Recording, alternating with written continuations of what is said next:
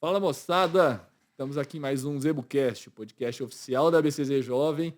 Estou aqui com meu companheiro, meu amigo, meu camarada Emanuel. Fala, Pedrão. Prazer estar aqui de novo. Prazer todo meu. Mais um pra conta. Mais um e de muitos que virão. Muitos que virão. Agradecer mais uma vez a companhia de todos vocês e mais um episódio especial. Semana movimentada aqui no Parque Fernando Costa, do jeito que a gente gosta, né, Pedro?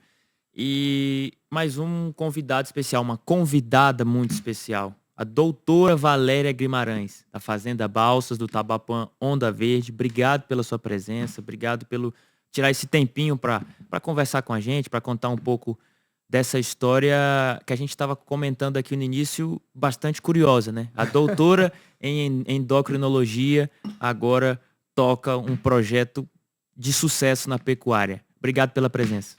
Muito obrigada. Para mim é um privilégio estar aqui com vocês. Primeiro, porque você tem o nome do meu pai. E eu estou aqui por ele. Que bom. Segundo, você tem o nome do meu filho. Pronto. Então, é um privilégio estar entre vocês. E terceiro, porque vocês fazem um projeto espetacular. Obrigado. Que visa a sucessão. E estimula e inspira tantos jovens a prosseguir nessa área. E eu sou um exemplo improvável da sucessão, mas virei sucessora. E como é que foi essa história? Muito bem, eu venho de uma família, obviamente, tradicional, sou a 4ª geração. E vocês sabem que lá atrás o homem era quem tocava a fazenda. A mulher era para ou usufruir, ou aproveitar, o irmão mais velho tocava, ir para a cidade, se casar bem e estudar. Se possível, ter uma profissão e ficar independente. Não foi diferente comigo. Eu fui estimulada a ir para a cidade, a estudar, me formei, fiz medicina, escolhi ser médica, me especializei, fiz residência em endocrinologia na USP, depois fui para Chicago, me super especializei em tireoide e depois, mais ainda, em câncer de tireoide, virei uma super especialista. Nesse meio tempo, tinha meu irmão, que era para ser o sucessor, mas Deus o levou precocemente. E minha mãe, então, foi ajudar meu pai na fazenda. Minha irmã havia se casado, ido para o Mato Grosso também, com as terras, mexer com gado por lá. Mas eles estavam num momento, era grande desejo do meu irmão, que o papai trouxesse os animais para a pista. Tá. E assim, a Onda Verde pisou aqui no Parque Fernando Costa, para fazer um desejo do meu irmão. Era um gado muito admirado por todos. Nós somos um dos berços do Tabapã, berço goiano. E aqui, nesse parque, eles foram decacampeões nacional. Eles ganharam todas as matrizes modelo das quais participaram e deixaram um legado. E, ao envelhecer, obviamente, já se afastaram das pistas, ficaram vendendo na fazenda, continuando isso na fazenda. E o meu pai, envelhecendo, começou, então, a querer chamar de volta para ajudar. E ele tinha essa frase maravilhosa que dizia o seguinte: minha filha, para de querer emagrecer o povo, porque é muito mais fácil engordar boi. E essa era uma frase muito linda dele, muito sedutora, mas ainda não era o meu momento. Eu estava no momento, vamos dizer assim, sem falsa modéstia, glorioso da minha carreira, alcançando títulos internacionais, muito consolidada na endocrinologia nacional, presidente da Sociedade Brasileira de Endocrinologia e Metabologia, reconhecida pelos meus pares, pelos meus pacientes. Cheguei a concorrer como a primeira candidata internacional para ocupar a vaga da presidência da Americana de Endocrinologia. Estava num momento muito bom. Não era para mim engordar boi ainda. E ele foi envelhecendo e eu falava para ele: pai, Espera um pouquinho, eu vou te ajudar. Espera um pouquinho só. E esse foi o único planejamento estratégico que Deus não me concedeu cumprir, tê-lo em vida. E eu sinto muita falta dele, porque eu gostaria de ter aprendido com ele. Deus o levou. E aí eu senti uma voz. Algumas pessoas já falaram dessa voz, eu tenho essa voz. E ela começou a falar forte, forte, forte. E eu comecei a olhar 120 anos de história. Eu falei, eu tenho que pegar isso aí. Só que eu não sabia nada. Eu estava retornando, então, à fazenda, como aquela pessoa que vinha aqui nas exposições, pegar os troféus, sentar ali, tirar a foto, sabia um pouquinho, voltava para o consultório. Meu pai sempre passou, o aniversário dele aqui era 1º de maio. E ele dizia que o nome dele era trabalho, ele sempre passou. Então, eu vinha passar os aniversários dele aqui. E aí, enquanto sucessora, falando de melhoramento, veio a pergunta, como é que eu posso fazer? Aí eu fui ler a história da minha família. E é por isso que é tão importante o trabalho que vocês fazem, de contar a história. Que eu não tivesse essa história escrita, eu não saberia nem a metade do que eu sei. Então, eu vou contar a história do que eu descobri.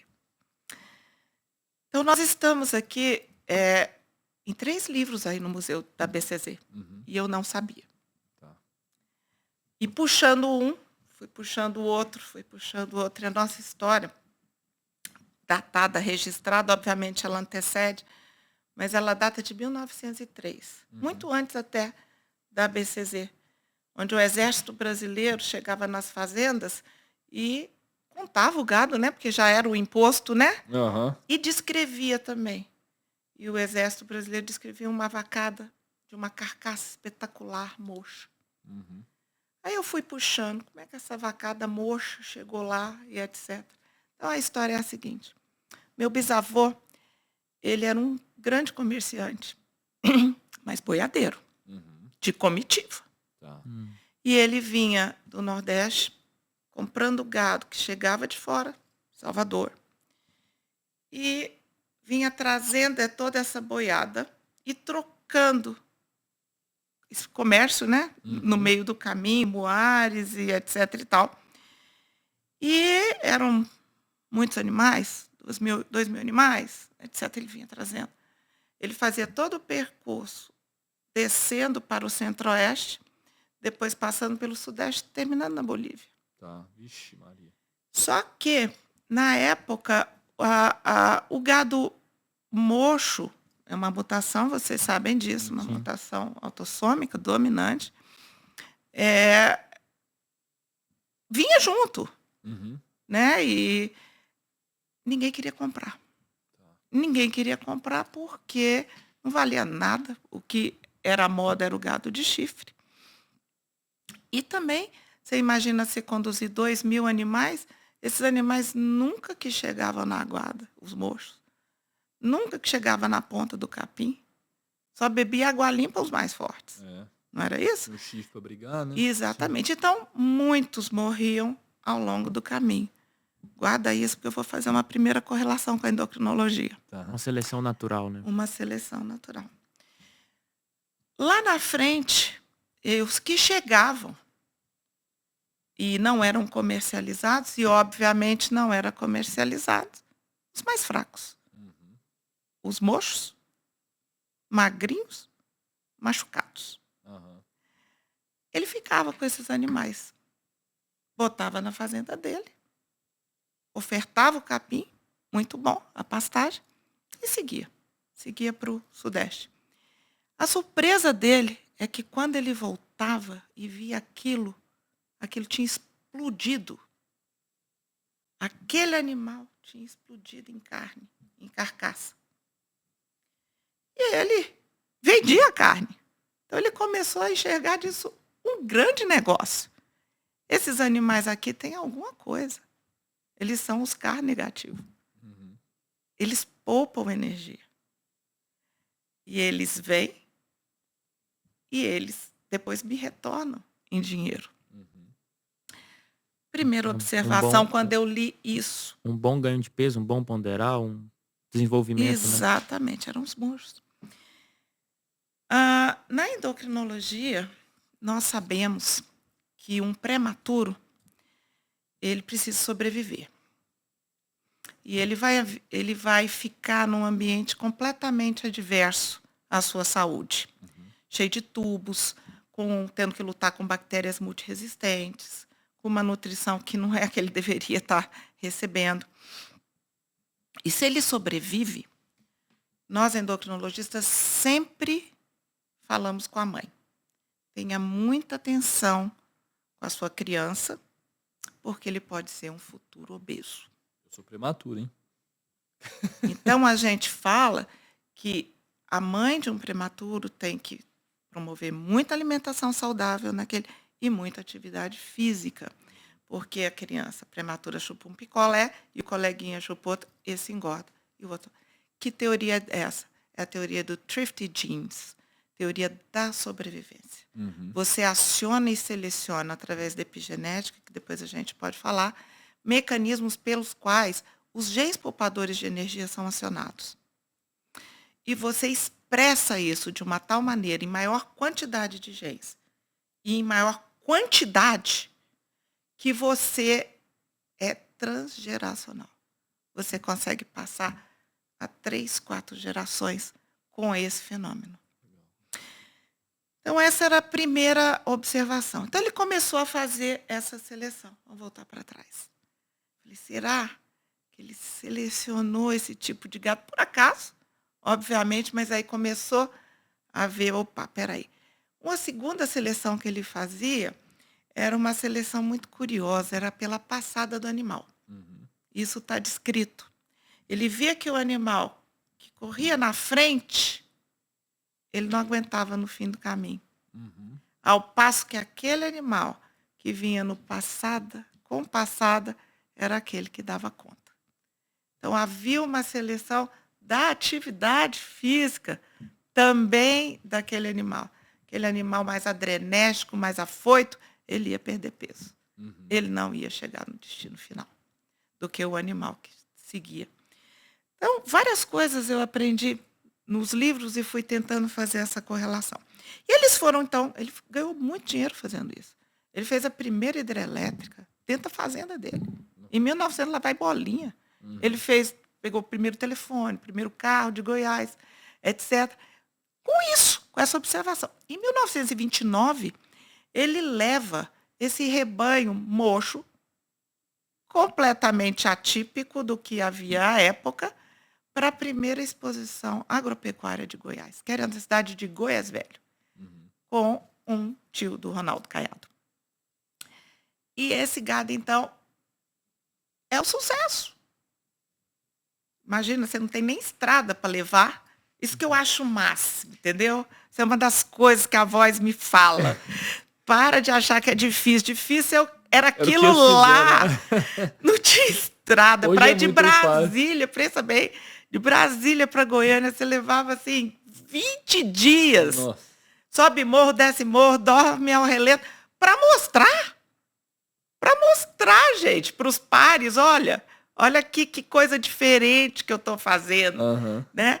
E isso foi de tanta relevância que apareceu em 4 periódicos à época, um gado mocho. E daí aparece, então, o mocho goiano, o mocho nacional. E aí a gente fica especialista em mocho.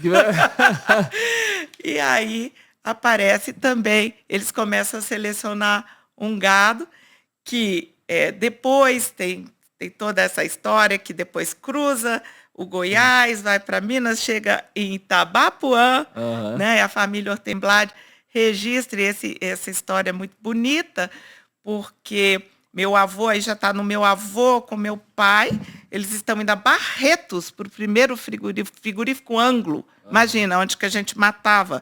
Ia de Goiás para Barretos, em comitiva. Nossa. Então, eu sou bisneta de boiadeiros, neta e filha de boiadeiro raiz Aham. que fazia essa comitiva, mas eles estão passando e estão vendo um gado igual ao deles, absolutamente igual ao deles. Não tinha celular, né?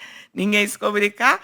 E quando eles perguntam de que fazenda é isso, e quando eles se encontram, há um grande abraço. Eles estavam ali, são 3 berços, a raça Tabapão, o berço baiano, o berço goiano. E esse é o encontro do berço paulista com o berço goiano. E a família Ortemblar, então, tem o mérito do registro da raça por conta, mas a gente acredita que, inclusive, o primeiro animal veio lá da gente, lá do Goiásão. Mas essa é outra história.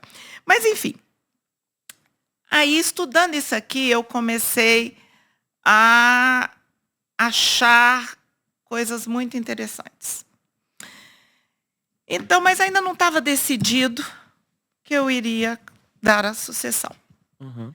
Eu estava num congresso, então nós estávamos na época do inventário, Sei. e eu estava num congresso mundial de câncer de tireoide em Roma. Uhum. E eu falei para o meu marido, que também é médico, somos uma família de médicos, eu, meu marido, meus 3 filhos.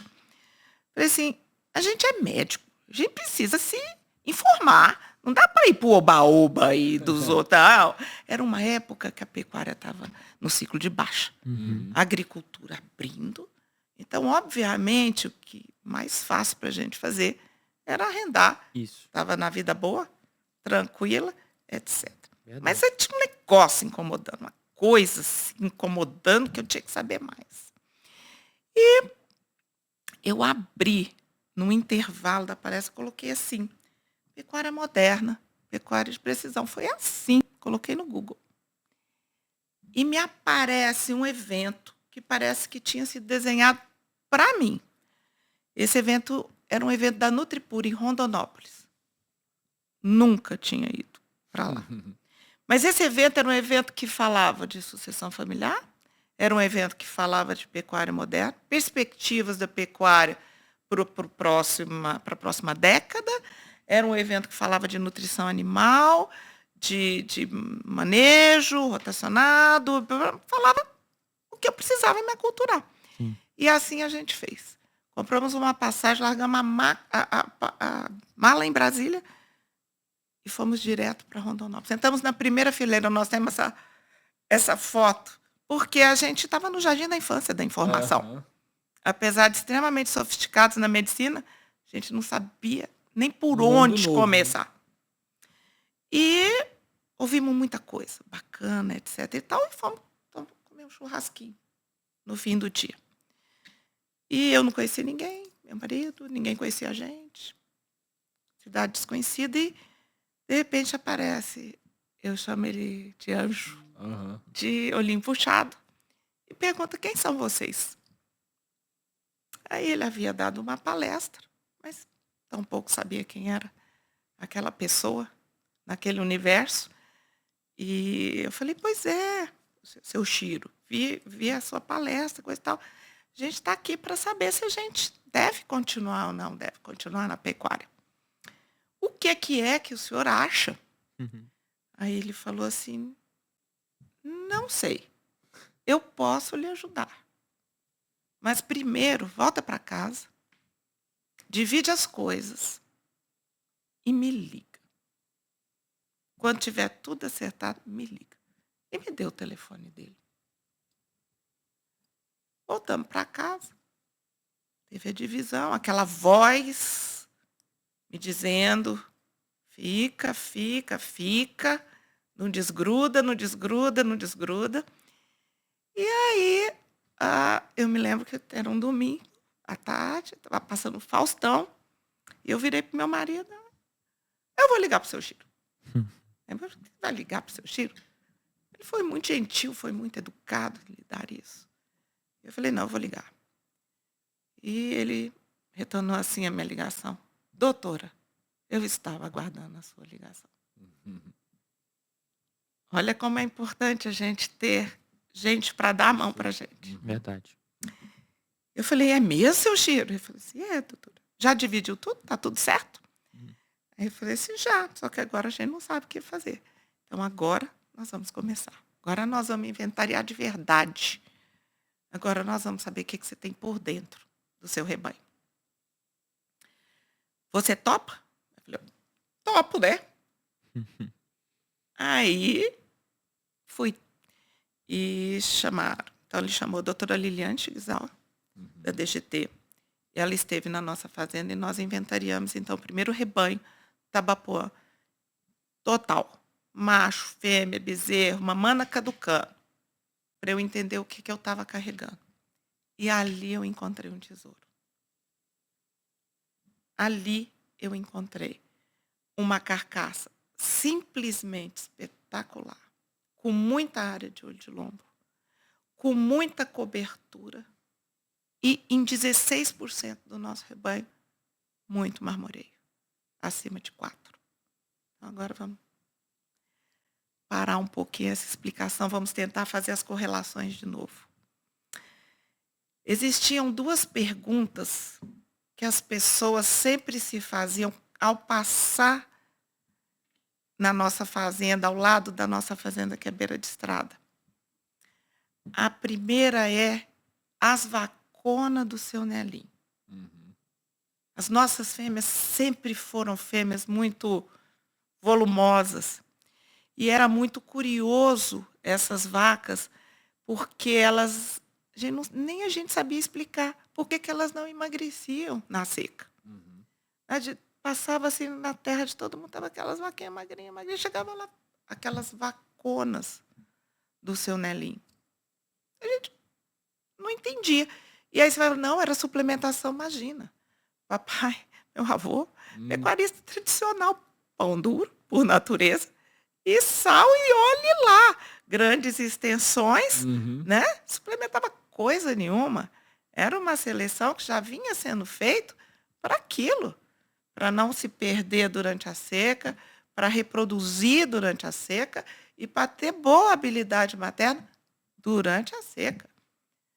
Então, quando eu fui ver a quantidade de marmoreio que eu tinha, eu tive toda a resposta da seleção que não havia sido feita por mim. Eu apenas estava ali identificando o que eles fizeram e que muito provavelmente lá atrás, se vocês acompanharam todo o meu raciocínio, havia sido 100%. Sim. E que depois de 121 anos, que é o que a gente está comemorando oficialmente, já teve muitas gerações, mas restava aquilo ali.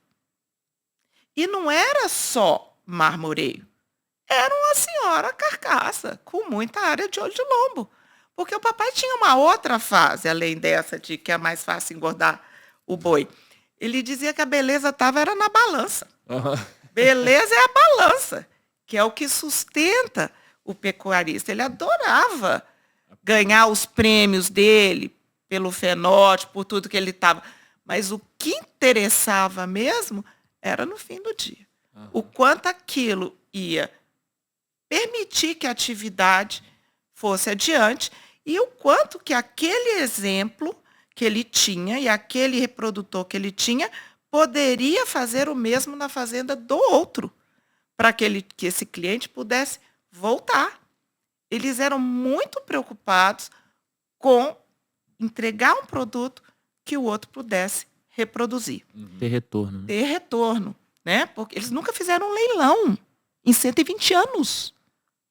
O cliente sempre voltava. Eu fiz o meu primeiro leilão ano passado.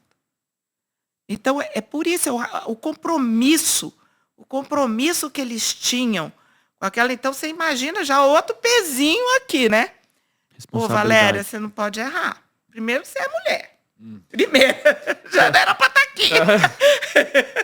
E ainda carrega esse nome, essa tradição toda.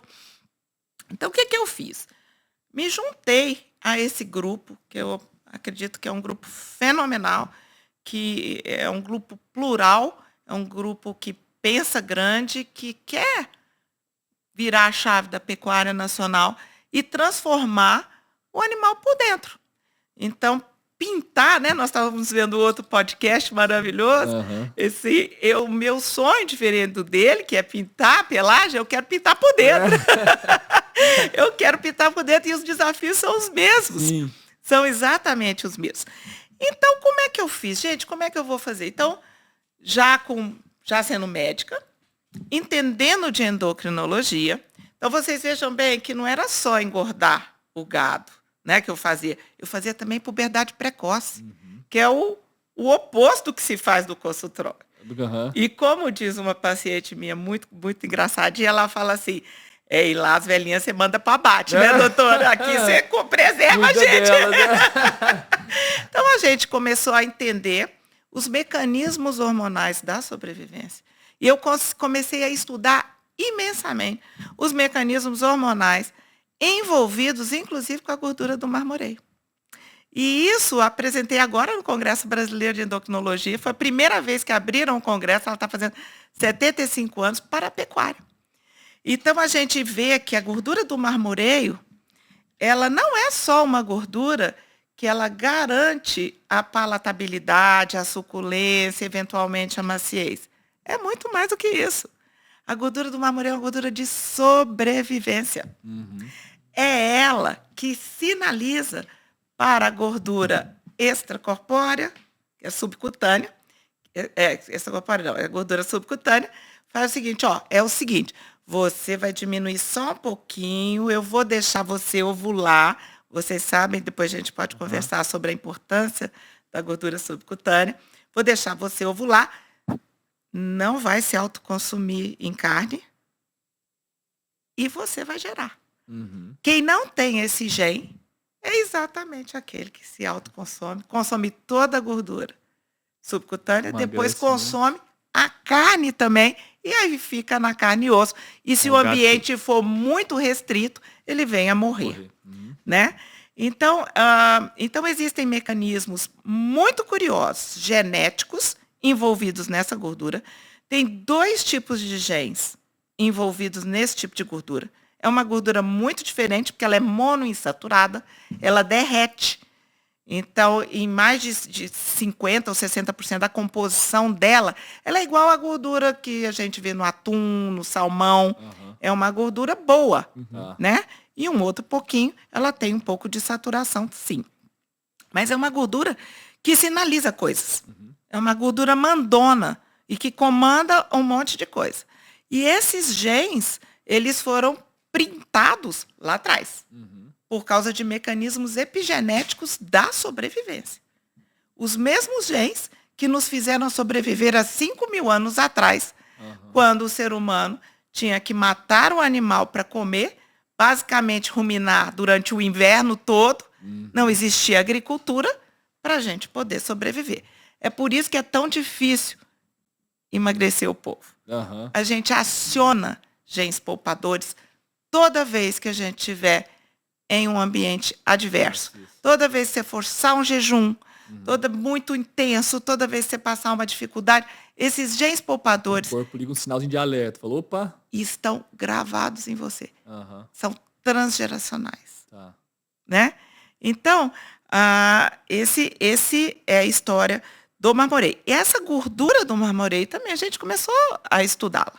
Né? Que é aquela gordura que a gente brinca que faz a hora que você coloca na grelha. Aquele barulhinho bom, aquele barulhinho gostoso. Ali tem uma porção de coisas boas, né? Ali tem todas as vitaminas lipossolúveis, a vitamina A, que é excelente para a visão, a vitamina D para o metabolismo ósseo, a vitamina K para coagulação, a vitamina E para processos displásicos da mulher. Então, é tão saudável aquilo, entendeu? É tão bom e é tão importante essa gordura que as pessoas não precisam ter medo dela.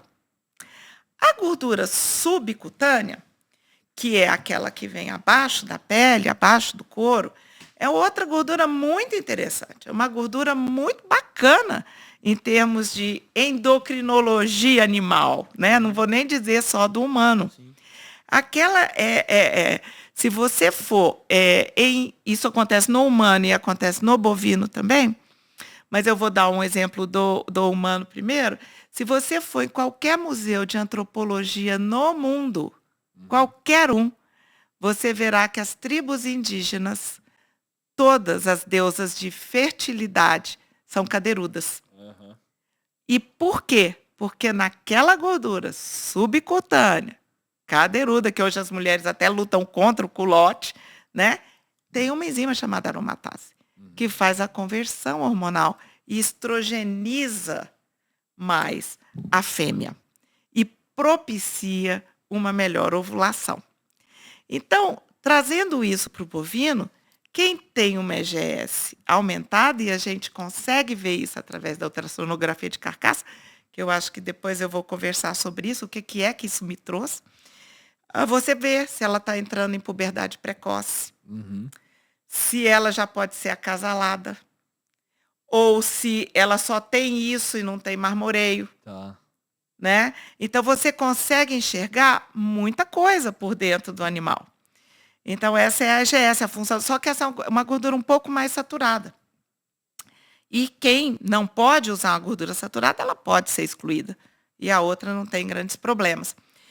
Mesmo, e depois eu quero comentar sobre isso, mesmo porque a gordura e a carne vermelha hoje, em epidemiologia nutricional, a epidemiologia nutricional está sob júdice. Hoje nós sabemos que todos os trabalhos publicados até agora, fazendo uma correlação entre ingesta de carne vermelha e mortalidade, quer seja por doença cardiovascular, quer seja por câncer, estão sendo questionáveis. Existe um trabalho que acabou de sair, agora em fevereiro de 2024, chamado Grilling the Data, grelhando os dados. Ou seja, havia uma tortura de dados para que depois eu dou um spoiler para vocês, para que aquele resultado final fosse acontecer. Então, igual o ovo foi... Um vilão, né, um tempo atrás. E foi absolvido, a carne vermelha está sendo absolvida. Nós estamos fazendo um mecanismo oposto. A carne vermelha sendo absolvida e os dados epidemiológicos usados sendo questionados, sob júdice. Quem está no tribunal agora é um outro pessoal. Então, mas vamos voltar lá para o nosso EGS. E a área de olho de lombo, que é quem faz carne, porque o que interessa para nós é fazer carne. Nós somos um país vocacionado a fazer carne. E se a gente puder fazer carne de qualidade usando esses instrumentos, tanto melhor. Mas a finalidade número 1 é ter área de olho de lombo. É fazer carne. Isso o brasileiro conseguiu fazer muito bem. Né? Ao longo do tempo, nós perdemos a capacidade um pouco de ter a cobertura, que é o EGS. Talvez pela precocidade dos abates, essas coisas. A gente tem que recuperar isso de volta, de ter isso. E, por fim, a gente está descobrindo, e a gente está descobrindo em todas as raças, que o zebu marmoriza. E esse tesouro que foi encontrado lá na fazenda, que é contra 5% do que se encontra nos rebanhos nacionais, estão em todos os locais. Eles precisam ser descobertos. E precisam ser multiplicados. O melhoramento não é através de multiplicação aleatória. É através da multiplicação direcionada. E se você tem um instrumento que consegue te dar informações, você consegue pautar decisões de uma forma mais assertiva e rápida. Erra menos. Erra demais. Por exemplo, a partação hoje... Deixa eu só falar uma coisa. Uma outra coisa que a ultrassonografia de carcaça nos trouxe foi um outro conhecimento. Que é um conhecimento super importante, chama-se AOL para 100, que é a proporção de carne e osso que aquele animal tem. Eu estava vendo o outro colega falar aqui antes de mim, na pista, nos critérios de julgamento, o nosso sonho é que esses índices todos vem para cá, que você veja um animal de fenótipo belo, como deve ser, com todas as características espetaculares, mas que também o juiz receba aqui. Então, a pelagem por dentro é que vai definir quem é que vai ganhar. Sim. Quem tem mais carne, quem tem uma cobertura maravilhosa e, obviamente, se tiver o marmoreio, tanto melhor. Mas tem esse índice chamado AO para 100, que é o seguinte: por que às vezes a gente vê um animal que não dá tanto receita, que é grande, um animal de 700 quilos aqui e o outro de 700 quilos aqui? absolutamente ossudo. Uhum. Osso grande. Muito osso, pouca carne. Aí vai brigar com o frigorífico, que o rendimento da desossa não é bom. E um outro também, desse lado aqui, com muita gordura subcutânea, não tem carne. Então, se você...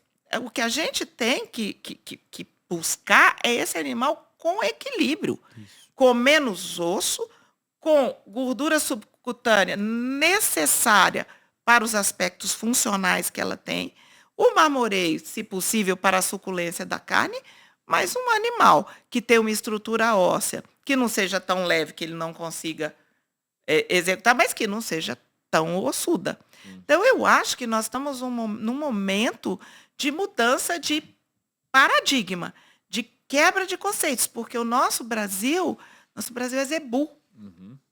E o zebu é Brasil. Se o zebu melhora, ele leva toda uma cadeia de produção junto dele. Sim. Melhora o PIB. Verdade. Nos coloca num outro patamar. Então, eu tive a minha primeira ideia, aí volta lá, quando eu recebo e eu inventario, eu falei, meus pais eram de pista. Como que eu posso fazer uma coisa diferente, honrando toda a história do bisavô, que olhou o mocho, etc. Eu vou levar para a pista os animais com essas características. Então, eu fui a primeira, tenho essa alegria de trazer aqui. Ninguém entendia o que eu estava trazendo.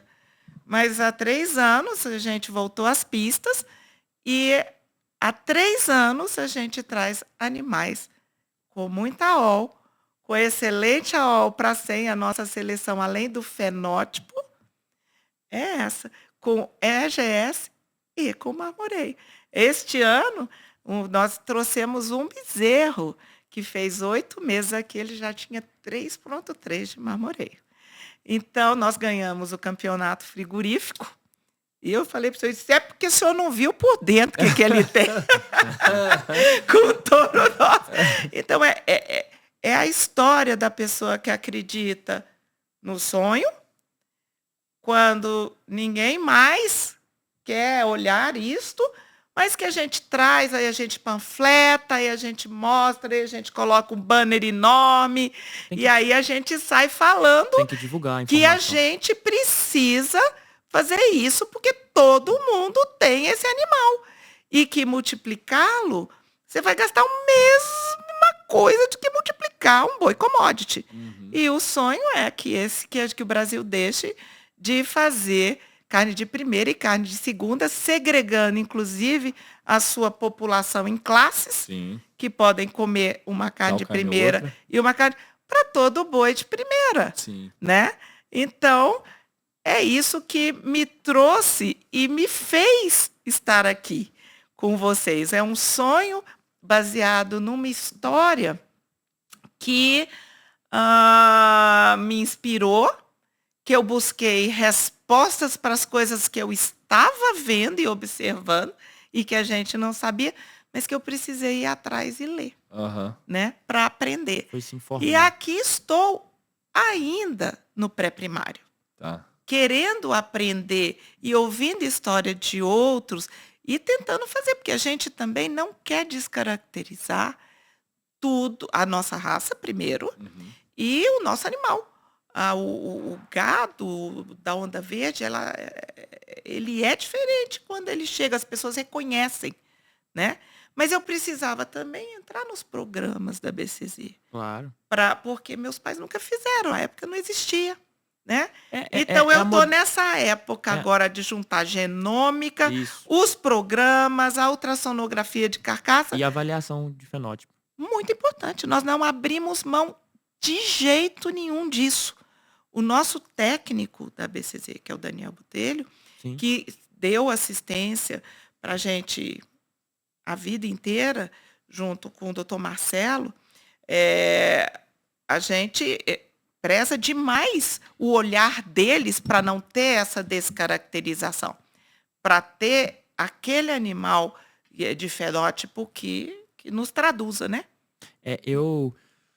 Falando nisso, eu acho assim, muito, muito interessante mesmo esse trabalho de conseguir juntar isso, de conseguir, de tentar, de trabalhar, de levantar essa bandeira de uma pista de julgamento produtiva, de uma pista de julgamento baseada em avaliações genéticas, em genoma, em conseguir unir, como você falou, é o sonho de todo criador, é conseguir unir os dois mundos.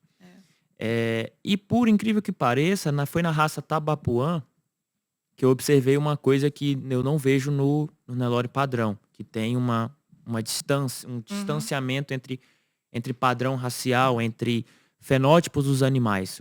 O pessoal que trabalha mais forte a avaliação genética, o genoma, a gente tem um padrão, e o pessoal da pista é outro padrão racial. Isso. Tem uma diferença visível, notória. No Tabapuã, no meio desse ano, no curso de julgamento, veio os animais do Serginho, do TJG. E me chamou a atenção um touro belíssimo, racialmente, que estava servindo para a aula do curso de Tabapuã, de padrão racial, e ele zetado.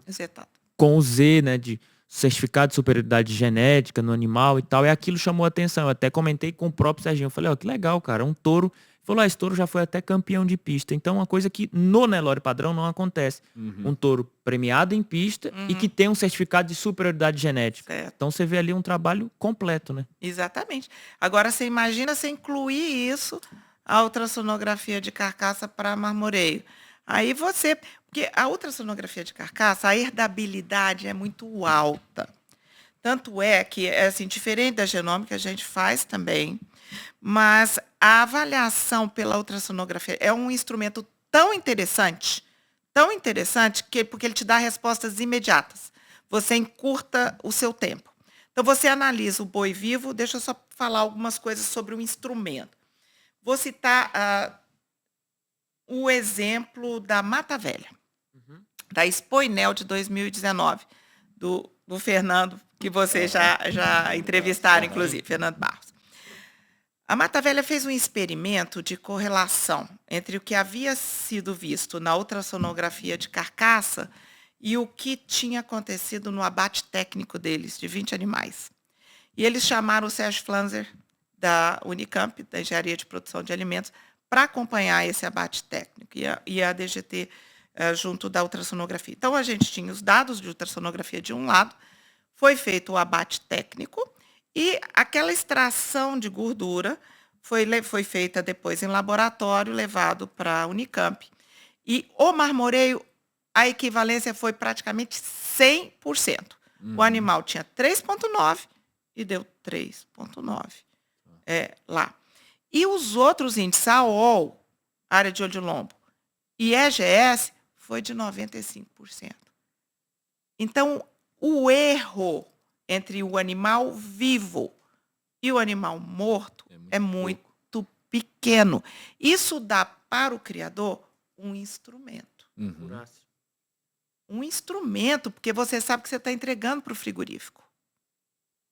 E isso também respondia uma outra pergunta.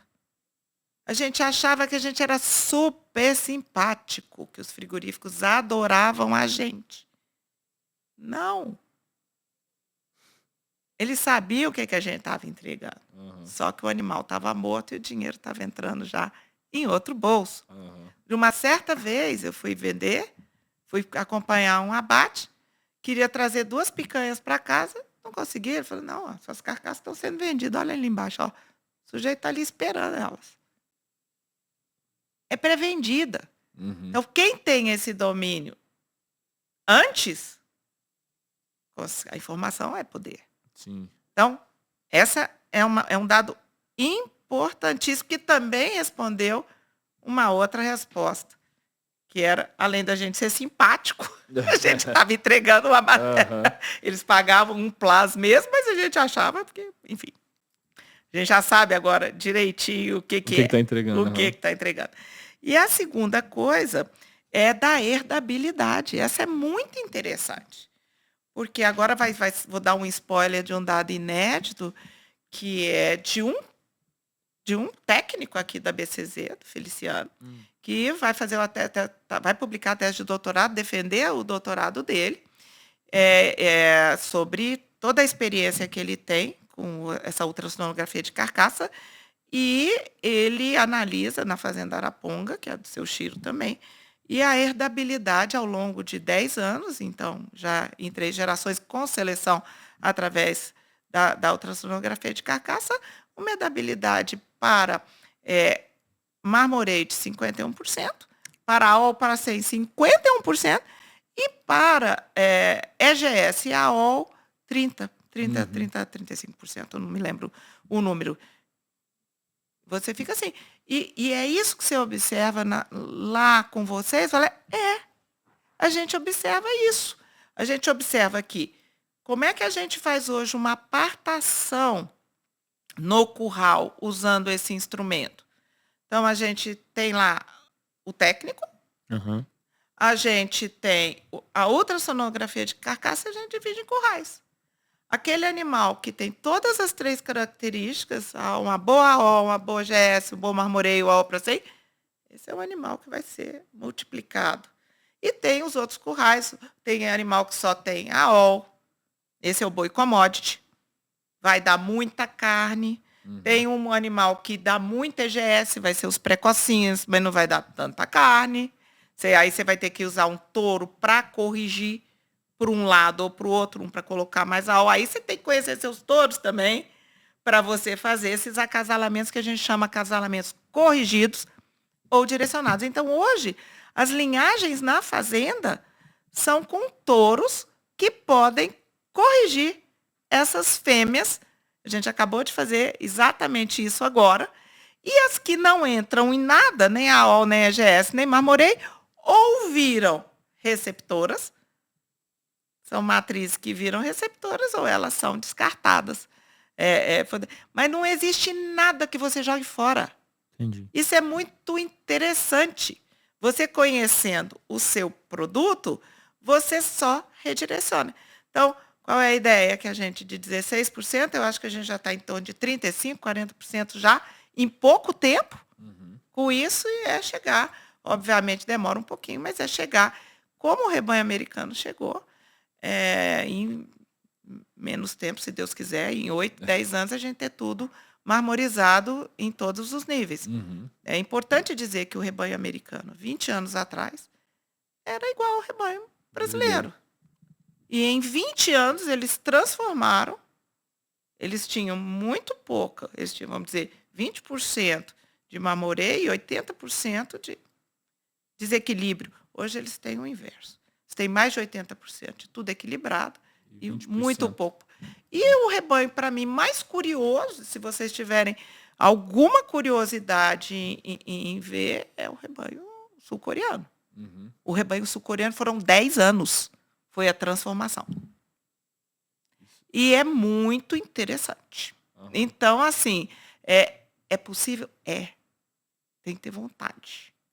Tem que ter... Bora fazer diferente. E tem que ter, acima de tudo, como você falou aí, a informação correta, porque... Exatamente, senão você acasala errado. E aí não faz melhoramento. Não, aí você vai volta para trás. Pioramento. Volta para trás. É isso mesmo. É o que a gente estava com o nosso entrevistado aqui de mais cedo. Ele estava falando da história dele de tentativa e erro, de observar 5 anos, 8 anos, tentando e errando. Hoje, com as biotecnologias, você consegue prever, muito você consegue errar menos, você consegue acelerar esse processo. E eu acho que isso, essa geração de vocês, a dos meus filhos, Deus quiser, lá atrás, vocês são ávidos por isso. Vocês usam isso com muita expertise, mais do que a gente, entendeu? Então, vocês é que vão virar a chave. Vocês é que são os responsáveis por trazer tudo isso e falar, gente, é assim. Porque o pesquisador e a pessoa, quando ela envelhece, isso é muito comum em todas as áreas, não é só na pecuária, não. A gente arraiga no conceito. E a gente não quer deixar o conceito ir. A gente arraiga no que a gente acredita e a gente fica ali. Tá. Porque é muito desconfortável quebrar o conhecimento adquirido. Entendeu? Mas é muito importante também, a ciência só evolui assim, quebrando os paradigmas. Era assim, A gente acreditou que era assim, mas agora Tem como evoluir. vai para frente. E isso vocês jovens são experts em quebrar e mostrar para a gente que tem que ser diferente. Obrigado, obrigado. E é importante. Pode não, vai, já vai. Não, é só um comentário. É importante a gente falar disso e fazer um chamamento realmente para os jovens tomarem à frente dessas coisas, desses negócios, quem está querendo entrar na pecuária, na agricultura, no agro de uma forma geral, Com ir certeza. atrás dessas novas tecnologias, se informar, estudar de verdade, se aprofundar e tocar, porque é um ponto muito importante que você falou, questão de carne saudável, questão de segurança alimentar, questão de meio ambiente, questão de... Então, isso a nossa juventude tem que vestir essa bandeira, que é a bandeira do nosso país, né? Top. Você falou um negócio importantíssimo. Ontem comemorou-se o Dia Mundial do Alimento. Uhum. A ONU, junto com a FAO, tem vários statements, várias posições falando de segurança alimentar. Segurança alimentar com sustentabilidade, segurança alimentar em todos os... Segurança alimentar significa dar alimento. Não é tirar alimento das pessoas. Uhum. E isso o nosso país é vocacionado a fazer. E a gente tem como fazer, a gente não passa vergonha em canto nenhum desse mundo. Entendeu? Toda vez que um jovem pesquisador, um jovem vai para o exterior, ele é elogiado. Isso na medicina é direto. Onde é que você aprendeu isso? Uhum. A gente faz bonito. Eu imagino que também na veterinária e na agronomia é igual. Por isso que nossos talentos são tão roubados, que às vezes não são absorvidos aqui. A gente sabe fazer e a gente faz muito bem. Então, garantir segurança alimentar. E o que é garantir segurança alimentar? Você veja que a pecuária hoje indo para o morro, de volta, né? Ela, inclusive, ocupa uma função social de um lugar para deixar alimento para o outro lugar, que é a integração, Uhum. né, da lavoura e pecuária. Isso nós conseguimos fazer brilhantemente. Fazer a coisa ser sustentável, fazer a coisa mais encurtada, num curto período de espaço de tempo, mais alimento, eu enxergo um futuro brilhante, espetacular para o nosso país, desde que a gente faça isso, porque se a gente continuar fazendo a mesma coisa, nós continuaremos recebendo os mesmos dólares commodities, né? Vendendo as mesmas coisas, arraigados nos mesmos conceitos, e os outros países tirando a diferença do que a gente... Lucrando em cima, né? A gente precisa lucrando em cima. conseguir agregar valor. Uhum. Além disso, acho que quem foi que falou pra gente que segurança alimentar, além de tudo, é paz, né? Você gera paz no mundo. Totalmente. Se você se a não gente- comer... Ter a projeção de crescimento populacional aí e de consumo de alimento, né? Que daqui a um tempo não vai... Jona da Man. Foi? É. É dito que os países comunistas só acalmam sua população se oferecerem comida. alimento. E é muito legal ver aqui que você, com todo o seu conhecimento, com o seu estudo que você teve ao longo da vida, você chegou talvez no mesmo ponto que seu bisavô lá atrás, pela simplicidade, pela rusticidade dele, teve ao longo das caminhadas, no olho, na vivência, Sim. mas vocês convergiram para o mesmo ponto. Ele não tinha as ferramentas talvez que você teve hoje. Eu acho esses caras, os caras, gente, eu coloco eles num pedestal, eu coloco meu pai num pedestal, eu acho que eles tinham esse olho espetacular, que eles enxergavam por dentro, que a gente hoje precisa de tecnologia. E essa gana, né? Essa gana, esse olhar, essa observação, essa coisa. Eu aplaudo muitas vezes, né? Entendeu? Nós somos conhecidos pela Onda Verde, mas não sei se vocês separaram, o nome é Balsas. E por quê? Porque o nome antes de vir para as pistas era Balsas, porque tem um rio enorme lá que atravessa a nossa fazenda. E eu atravessei essa Balsas. Era uma balsa, rodava a balsa, entendeu? Não tinha celular, não tinha trator, gente. Nossa Senhora. Não tinha energia elétrica. E aqueles caras, era tudo nas costas, no carro de boi, na Balsas. Meu pai que levou a ponte. Então, toda vez que eu atravesso aquele rio, eu enxergo eles. no sofrimento lá atrás, Eu né? enxergo eles. Aham. E é bonito você dando sequência a esse trabalho. Hoje, claro, com bem mais facilidade, mas Muito mais, honrando o né? que eles Honrando. fizeram lá atrás. Certeza, E aplaudindo eles estão lá de eles. cima te olhando e falando, graças a Deus ela voltou, ela tá aqui com a gente. Eu acho que é por aí, porque cada chamado lá que eu tenho, que eu vou te falar que eu não sei, é por aqui mesmo que eu tenho que ir. Cada puxão de eu falo, Tem hora que eu falo assim, ixi, o pessoal lá de cima não tá gostando disso aqui, não. Deixa eu voltar, deixa eu ir pro outro lado. Mas eu acho que a pessoa que ela tem que olhar, quem não olha para a história, ela não projeta o futuro. Tem uma frase ela famosa, não né? consegue se consolidar nem no presente. Isso. E bobo de quem se achar, viu? Aham. Bobo desse... Ai, entendeu? Tem até dó, porque na verdade alguém fez antes. Olha que quem não estuda história tá fadado a errar no futuro, né? Porque, Muito. Napoleão, o Hitler, se tivesse estudado a história de Napoleão, não tinha morrido na Rússia, né? No inverno ali também. É isso mesmo. Então nós estamos aí construindo o nosso pedacinho, a gente brinca que a gente é o primeiro capítulo do 4º volume. Estamos muito no início. A gente não sabe se a gente vai acertar. A gente não sabe se esse é o caminho. Certamente vamos errar em um bocado de coisas que a gente está fazendo e acredita.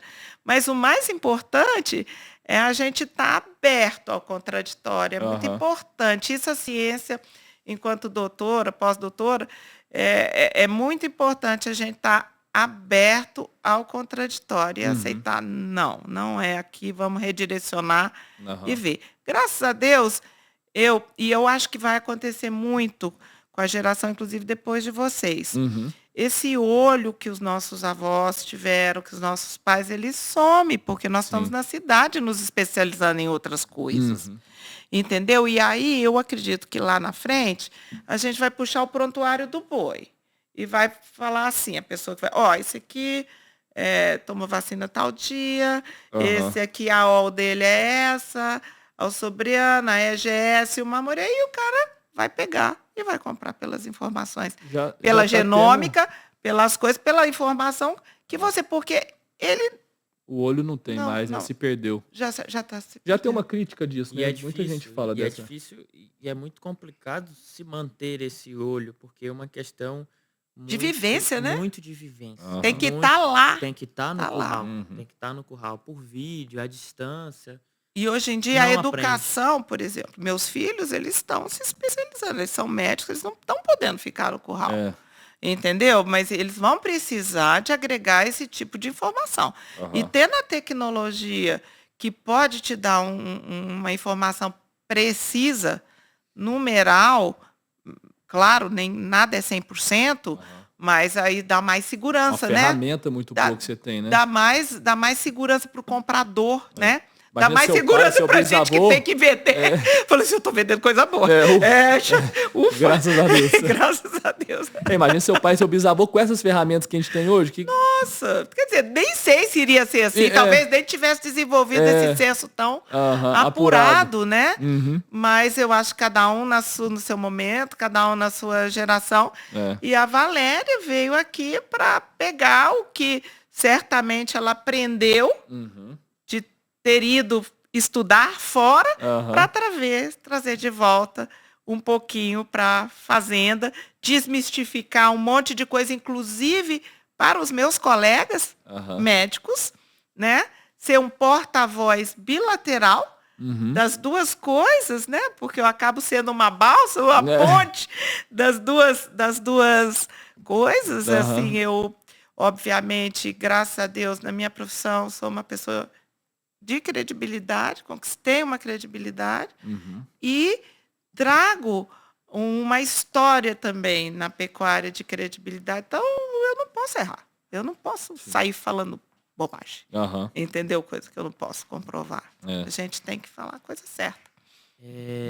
E a gente, assim, agora num outro ponto, como sucessora, como mulher, principalmente, para as jovens mulheres, para as meninas que estão acompanhando o podcast, que acompanham o trabalho da BCZ Jovem e que querem entrar na pecuária, o que é que você deixa de de fala, deixa de conselho, de dica, se eu pudesse somar com alguma coisa, eu acho que você tem que ir por aqui. Eu acredito que a palavra que em tudo é sempre melhorar, é você deixar a sua marca no seu momento. Igual todos eles deixaram nas suas várias etapas, né? O que não pode é multiplicar a experiência dos outros. Então, quem for sucessor tem que trazer, eu quero vir por aqui, eu quero fazer isto. Objetivo. Você tem que entender para onde você vai. Você tem que fazer um diálogo íntimo consigo mesmo. É isso que eu quero, eu vou fazer isso, mas eu vou tocar a fazenda do mesmo jeito que sempre foi tocada, do mesmo estilo, mesmo manejo de pasto, mesmo. Então, tem coisas maravilhosas que não podem ser mexidas mesmo, mas, assim, é isso o imprint que eu quero dar, porque a pessoa não vai ser feliz. Ela não vai ter o desafio, né? E também o conselho é aos pais que estão fazendo sucessão. Tudo que eu mais queria era ter o meu junto de mim. Me falando, olha, minha filha, você está errada. Você está certa. Então, assim, não sei se ele também deixaria eu fazer um monte de coisa. Que ele, não sei. Isso, Deus lá em cima sabe, mas eu não sei. Mas eu sei que eu morro de saudade dele aqui na pista. Que eu adoraria que ele estivesse me falando, tá certa, tá errada. Errou, hein? Bora melhorar isso, entendeu? Eu acho. Ou parabéns, né? Ou parabéns, tá tudo certo. Então, assim, quem tem o pai, a mãe, o sucessor junto, gente, acasala. Gruda um no outro. E soma. Entenda que o filho precisa deixar também sua marca. Tem que... E filho, entenda quão importante é a opinião do seu pai. Valorize, né? Quem tem, valorize. Quem tem, valorize. Que isso?